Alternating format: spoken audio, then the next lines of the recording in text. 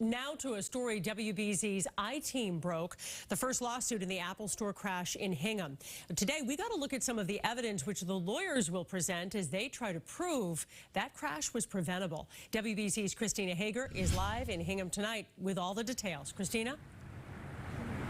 Well, Paula, as shocking as this incident was, the attorney who filed the lawsuits today says as many as 16,000 people are injured every year in storefront crashes across the country, and he says it's time for laws to prevent this.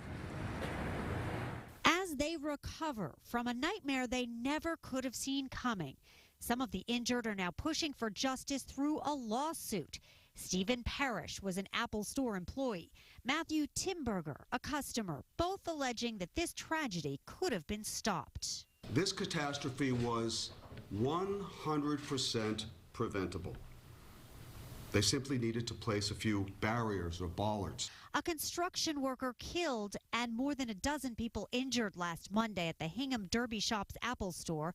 Police say Bradley Ryan told them his foot got stuck on the accelerator. He's accused of reckless homicide by motor vehicle. Even the victims, who are not part of any lawsuit now, agree someone should be held responsible. I'm glad. I think that definitely there should be justice. Next to flowers and notes, there are barriers now in front of the store, also called bollards. But they were installed after last week's tragedy.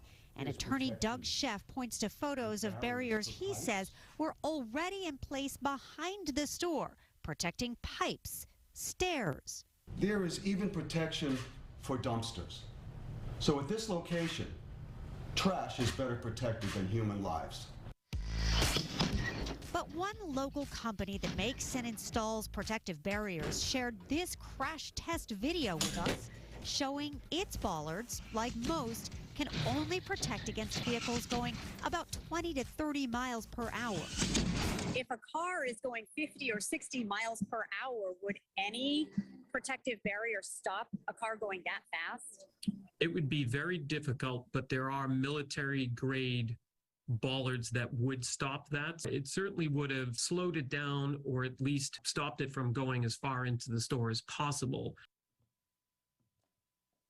That was the CEO of McHugh, based in Danvers. He says he reached out to management here to see if there's any interest in having those bollards installed in front of all the stores. He says he hasn't heard back.